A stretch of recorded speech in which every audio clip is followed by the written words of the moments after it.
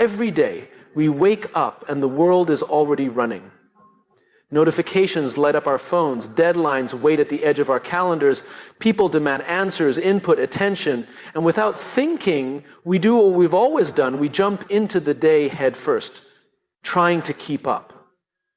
That's how I lived for a long time. Waking up not with intention, but with reaction. Responding to the day instead of leading it. And the truth is, I never really asked myself why I did any of it. I just did it because that's what I thought was expected. That's what I believed being responsible meant. But then something happened. Not a dramatic event, not a crisis, just a quiet moment of exhaustion. One of those mornings where I looked in the mirror and realized I didn't want to do the day ahead. Not because it was hard, but because it felt empty. I was productive, yes, but I wasn't fulfilled. I was moving, but not driven. It felt like I was living by default, not by design. That moment sparked a small but powerful shift. I decided to start each day by asking a question that changed everything. Why am I doing this? That question doesn't sound revolutionary, it's simple, but the most powerful ideas often are. I didn't just ask it once and move on, I asked it every single morning, before I looked at my phone, before I opened my laptop, before I even got out of bed. Why am I doing what I do? Why does it matter? Why do I should? First, I didn't always have a clear answer. Sometimes the question brought more discomfort than clarity, but over time I realized that the act of asking it was what mattered most. Because it forced me to stop running on autopilot. It forced me to lead myself. That's the key, not control, but leadership. And leadership always starts with clarity. Here's what I learned. Purpose isn't a goal. It's not something you check off a list, it's not even something you discover once and carry with you forever. Purpose is something you reconnect with every day. It's a choice, a commitment, a daily practice. When I began my mornings with that question, why am I doing this? It wasn't just about finding some grand world-changing mission. It was about anchoring myself in meaning, even small meaning. Some mornings the answer was simple. Because I want to be the kind of person who follows through, or because someone's counting on me today. Other days, it was bigger, because helping people grow is what fuels me. That's when I realized I didn't need a dramatic transformation. I needed alignment. I needed my actions to match my reasons. And once I had that alignment, something incredible started happening. I began to say no more clearly. Not out of rebellion, but out of respect. Respect for my time, my energy, and the people I was trying to serve. I started making decisions faster because I wasn't just asking, what should I do? I was asking, does this serve my why? That question became a filter, not a burden. It simplified everything. We often talk about motivation as if it's something we need to chase. But I learned that motivation isn't found in the latest video or book. It's found in clarity. When you wake up and know why you're doing what you're doing, energy comes more naturally. Not always in abundance, but in enough. It also changed how I related to other people. When I understood my own why, I became more curious about theirs. I stopped judging people for how they behaved and started asking what's driving them. And in that shift, relationships deepened, empathy grew, because we connect most deeply not through what we do, but through why we do it. This habit, starting my day with why, also gave me permission to be honest with myself. On days when I couldn't find a why for something, I took that as a sign. Sometimes it meant the task needed to change. Sometimes it meant I needed to change. But in either case, the honesty helped me grow. It's amazing what happens when we stop lying to ourselves about what matters. Let me be clear, asking why doesn't always lead to dramatic answers. It doesn't mean you quit your job or start a new life. Often it simply redefines how you approach the life you already have. Washing dishes became a way to show respect for my space. Writing emails became a way to serve people, not just respond. Even commuting felt different because now I was going somewhere with intention. Over the course of a week, I noticed a shift, not in my schedule, but in my spirit. I felt less rushed, less reactive, less scattered. I was still busy, But it wasn't mindless, it was chosen. That's a huge difference. So many people wake up feeling like life is happening to them. But starting with why reminded me that life is happening through me. And that shift from passive to purposeful is where confidence lives. And the world we live in, it's easy to forget why we started. It's easy to let the demands of the day drown out the desires of the heart. But I believe we are all built to contribute something meaningful. That meaning doesn't have to be loud. It doesn't have to be public. But it has to be true. And the only way to find what's true is to ask. Every great movement, invention, breakthrough, whether in a company, a community, or a single human life, begins with a question. Why? It's the origin of all progress. And when you ask it not just once in a while, but every single morning, something begins to align. You begin to lead, not just live. So yes, this habit changed my life. Not because it added more hours to my day, not because it made me more productive, but because it gave me a reason. And when we live with reason, we live with resilience. When we lead with purpose, we become the kind of people others trust, and most importantly, the kind of people we can be proud of. It's not magic. It's just a moment, a pause, a question. But it's enough to rewire everything that follows. Start your day with why, and watch the day rise to meet you. We live in a culture that worships activity. We equate motion with progress. We believe that if we're not doing something, responding to emails, sitting in meetings, checking the news, scrolling through something, we're falling behind. Silence is awkward. Stillness is uncomfortable. And solitude is almost taboo. It's become something we avoid, not something we value. But I discovered quite unexpectedly that solitude isn't a luxury. It's essential. In fact, scheduling solitude was one of the most important decisions I made, not just for my productivity, but for my sanity, my clarity, and my leadership. It started with a moment of restlessness. I had just wrapped up a long day, one of those days where you check off a dozen things, but none of them feel like they moved you forward. I was tired but not fulfilled. I was wired but not awake. I remember sitting on my couch, phone in hand, bouncing from one app to another and thinking, when was the last time I was alone with my thoughts? Not just alone in a room, but truly alone in my own head, without distraction, without input, without noise. That question landed hard. Because the truth was, I couldn't remember. I was constantly consuming, reacting, performing, and I realized I had lost touch with something essential, the sound of my own voice. Not the one I use in meetings or on calls, the one that only speaks up when the world goes quiet. So the next morning I did something that felt counterintuitive. Before opening my inbox, before checking messages, before jumping into the momentum of the day, I blocked off 15 minutes on my calendar. I labeled it solitude. That was it. No agenda, no objective, just space, just time. And to be honest, the first time I did it, it felt strange, unproductive, even a little selfish. I sat there, no music, no phone, no input, and my mind raced. Everything in me wanted to reach for something to fill the space. But I didn't. I sat and I waited. And then something interesting began to happen. The noise began to settle, slowly, like mud sinking in a glass of water. And in that stillness, thoughts emerged that I hadn't heard in weeks. Not new ideas, forgotten ones, questions I had been too busy to consider, feelings I had ignored in the name of getting things done, truths that had been buried under busyness. In that moment of solitude, I met myself again. Not the version I show to the world, but the one that lives behind the scenes. The one who's not performing, not proving, just being. That first session of solitude was only 15 minutes, but the impact lasted all day. I felt more grounded, more focused, more aware, so I did it again the next day. And again the day after that. It became a habit, a daily ritual. Not because it made me more productive, though it did, but because it made me more present, more intentional, more human.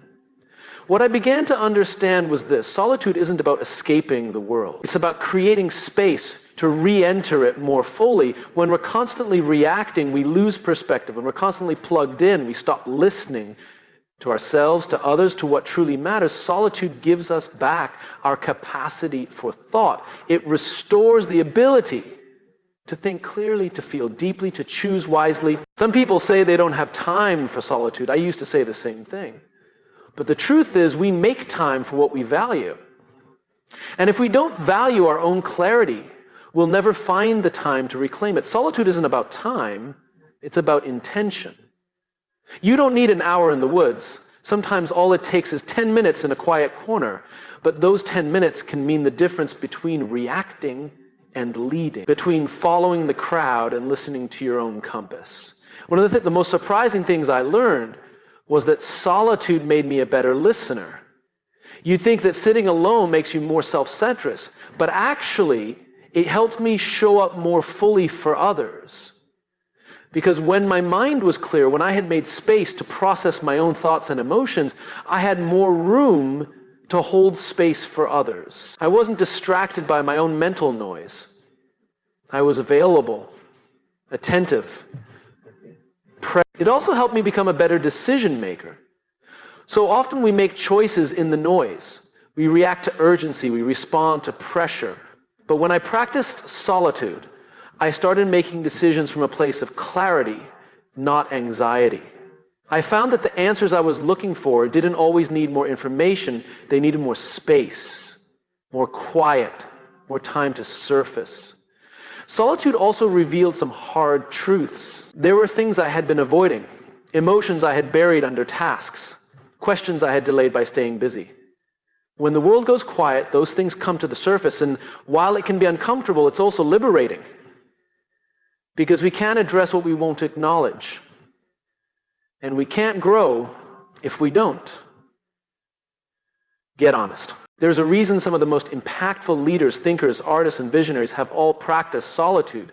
Not because they were antisocial, but because they understood that clarity doesn't come from chaos. It comes from stillness. It comes from listening inward before speaking outward. It comes from giving yourself the gift of attention before giving it to the world.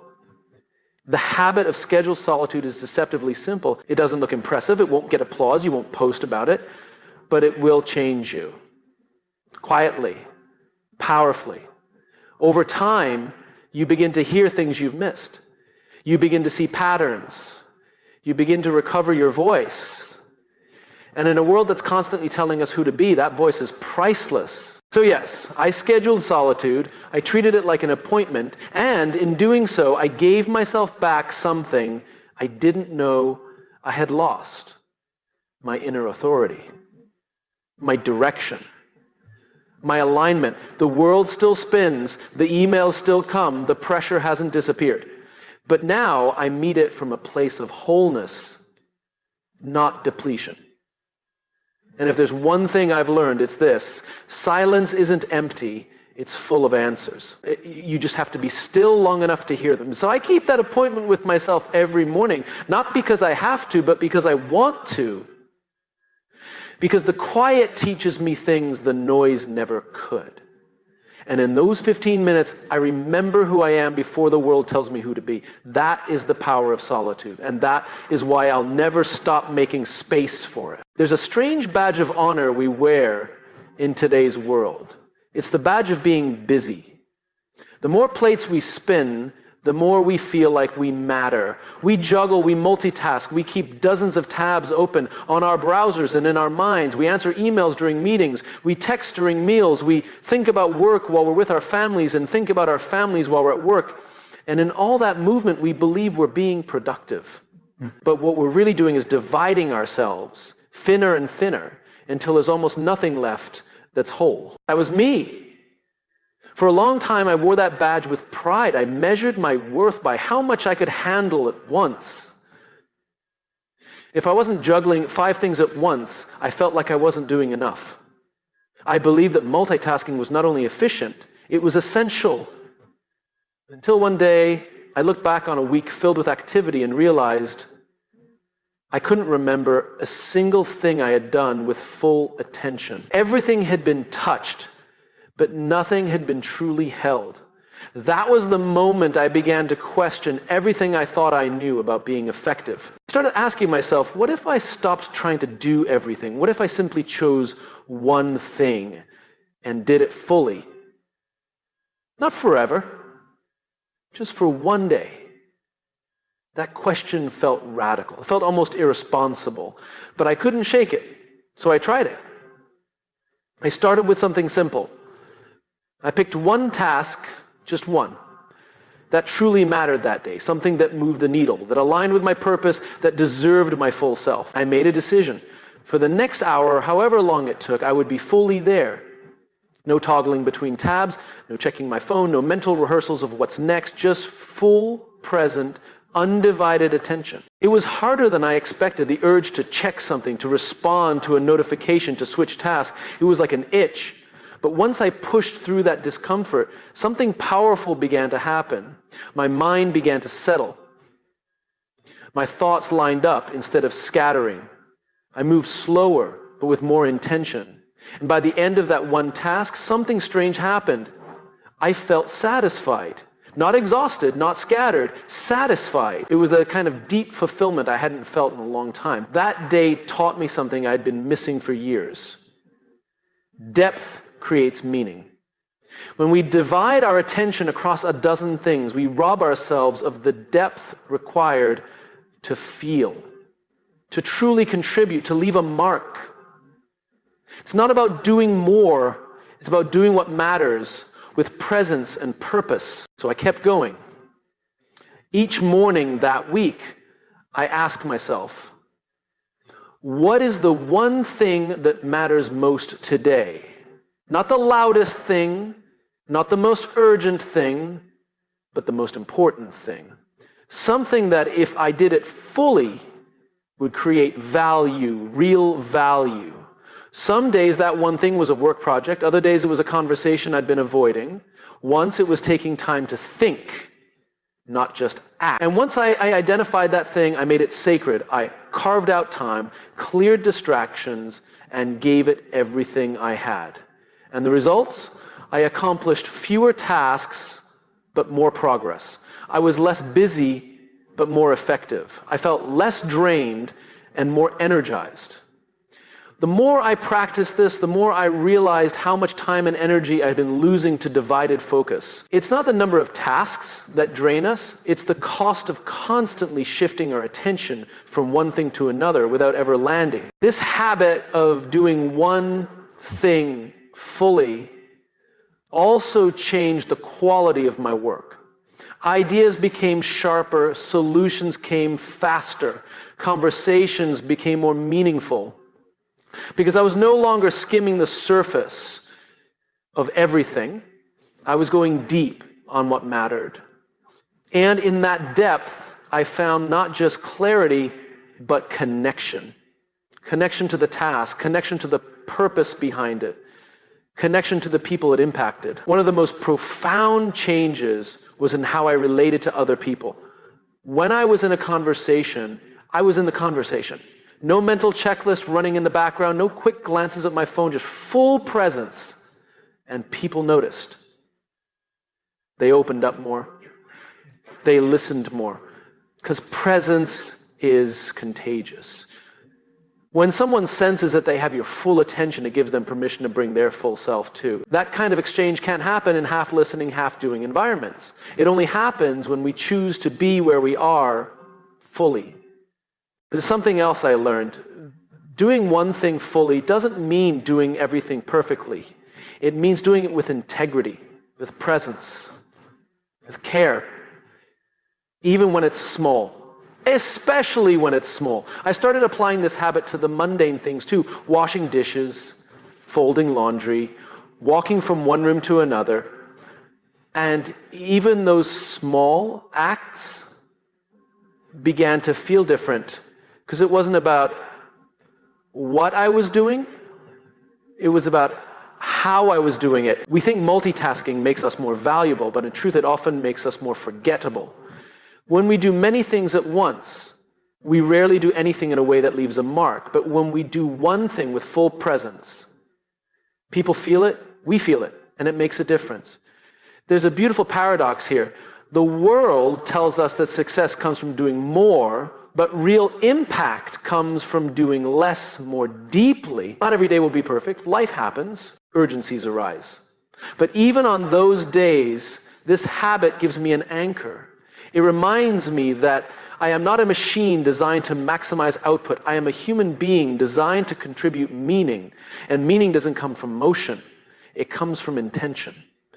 So yes, I chose one thing to do fully each day. And that one decision created a ripple effect I never expected. It made me calmer, clearer, more connected. And the best part, it made me proud. Not of how much I got done, but of how I showed up. We don't need to do more. We need to be more present in what we do. Because it's not about volume, it's about value. It's not about activity, it's about impact. And impact doesn't come from scattered motion. It comes from focused presence. So tomorrow, try it. Ask yourself, what is the one thing that matters most today? Then give it everything. You might be surprised by how much changes when just one thing is done with your whole self. There's a truth I've come to believe deeply. We're not tired because we do too much. We're tired because we forget to notice why we do what we do. We lose sight of meaning. And in the absence of meaning, even the smallest task can feel like a burden. That's what happened to me. I didn't hit a wall because my calendar was too full. I hit it because my heart was too empty. I was achieving, sure, moving forward, crossing things off lists, but something inside me felt hollow. I wasn't ungrateful, I just wasn't giving my gratitude a voice. And that, I realized, makes all the difference. It all started with a morning when everything felt heavy. I had slept well, nothing major was wrong, but emotionally I was flat. I sat at my desk staring at my to-do list, and I couldn't find the energy to care about any of it. It was like someone had turned down the volume on everything good in my life. And in that quiet, one simple question popped into my mind. What have I forgotten to appreciate? It was instinctive, almost like my inner compass was trying to point me back to something I'd lost sight of. Without thinking much, I pulled out a notebook, just a scrap piece of paper, really, and I started writing. No structure, no bullet points, just a quick, messy list of everything I could think of that I was thankful for. The smell of coffee, the way my dog greets me like I've returned from war, even if I just stepped outside for 5 minutes. A text from a friend I hadn't heard from in months. The warmth of sunlight on my face that morning wasn't poetic, wasn't organized. It was just honest. And it only took 5 minutes. But when I finished, something had shifted. The heaviness wasn't gone, but it had loosened. The fog hadn't lifted completely, but I could see a few steps ahead again. Most of all, I felt connected to my life, to the people in it, to the little moments that usually pass by unnoticed. That 5-minute gratitude dump became a lifeline. Not a solution to all my problems, but a way to reconnect with what gives those problems context and perspective. I didn't expect it to become a habit. I thought it was a one-time thing, a way to reset a rough morning. But the next day, almost without realizing it, I found myself reaching for that notebook again. And again the day after that. Within a week, I was making time for it intentionally. Before I touched my phone, before the noise of the day could reach me, 5 minutes, just me, a pen, and the decision to notice what was good. Here's what I learned. Gratitude isn't just a feeling, it's a discipline, a muscle. And like any muscle, if we don't use it, it weakens. We live in a world where attention is constantly hijacked by news, by urgency, by comparison. And gratitude is the quiet rebellion against all of it. It says, I see what's good, even when life is hard. I choose to name it. I choose to feel it.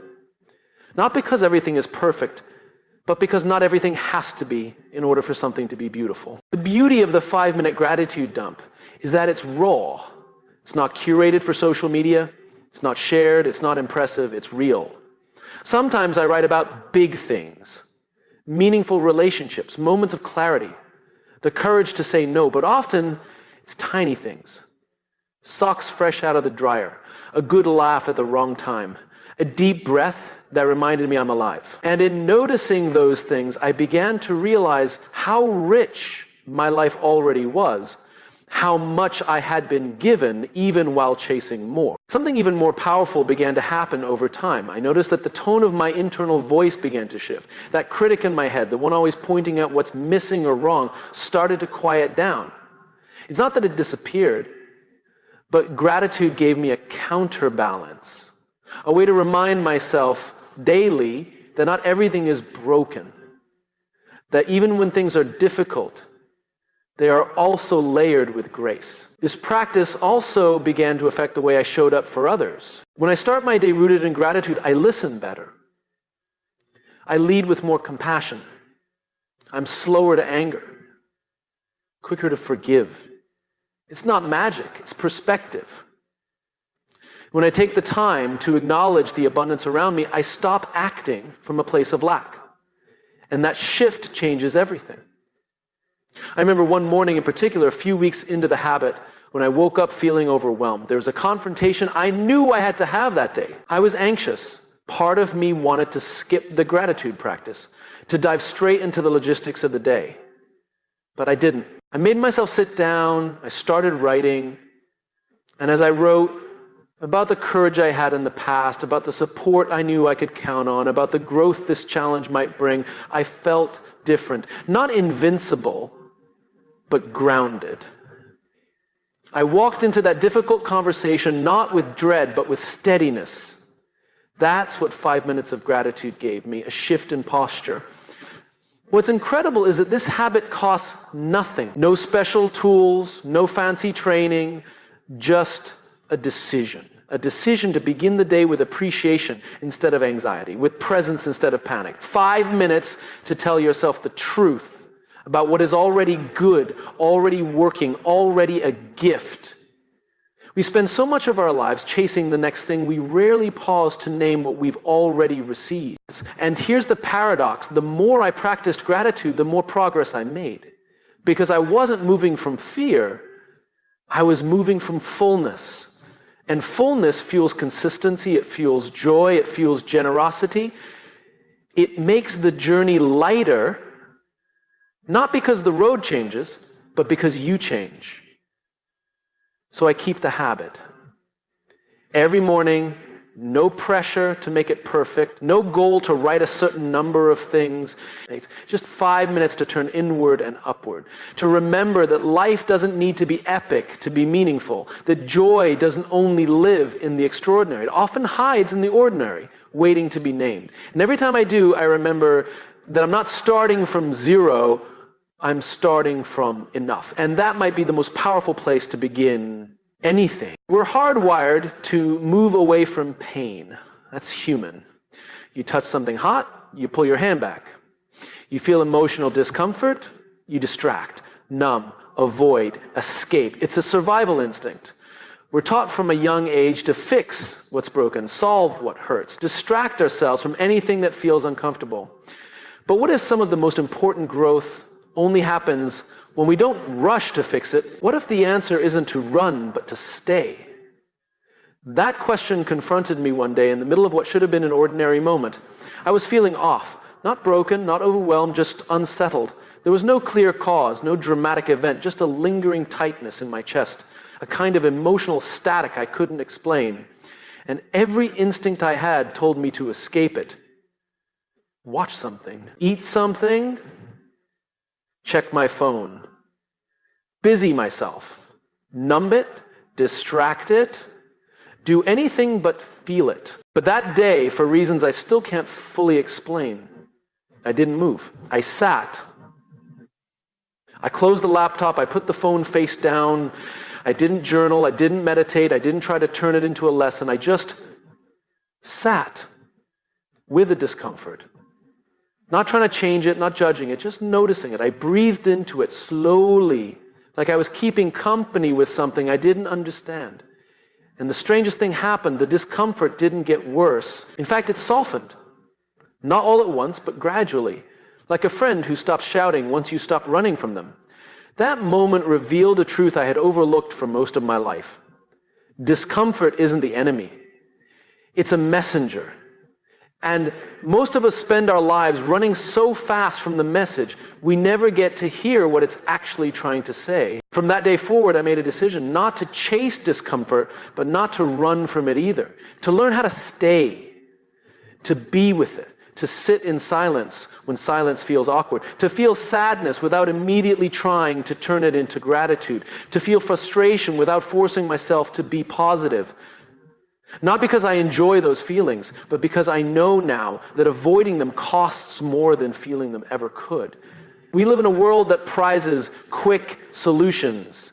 Feel anxious? Here's an app. Feel lost? Read this book. Feel bored? Scroll. Everything is designed to soothe us instantly. But real growth, the kind that shapes your character, your purpose, your leadership, it doesn't happen in comfort.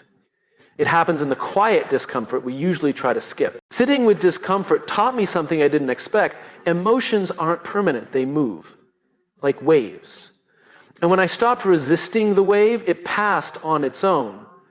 I didn't have to fight it, I just had to float. And floating is not the same as drowning. Floating is surrendering to the moment, trusting that it won't last forever, and allowing yourself to feel fully, without judgment. The first few times I practiced this, it felt unnatural.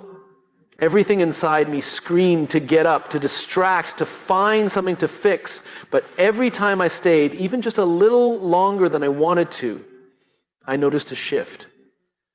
Sometimes the discomfort revealed something, a buried thought I hadn't processed, a need I had ignored, a decision I had postponed. Other times, it didn't reveal anything at all. But even then, there was value in the practice itself, in proving to myself that I could sit with what was hard and not be undone by it. Eventually, I began to see this habit not as passive, but as profoundly courageous. Because sitting with discomfort isn't about being stuck. It's about facing something with open eyes. It's leadership in its rawest form, the kind of leadership that begins not with answers, but with honesty. When you can sit with your own discomfort, you become safer for others. You stop reacting, you start responding. You listen more, you judge less. You're no longer in a rush to fix everyone else's pain because you've learned how to sit with your own. There was a moment not long after I started this habit that really brought it home for me. A close friend opened up to me about something they were struggling with. Normally, I would have gone into solution mode, offering advice, trying to make it better, but something in me knew that wasn't what they needed. So I sat with him, in the tension, in the silence.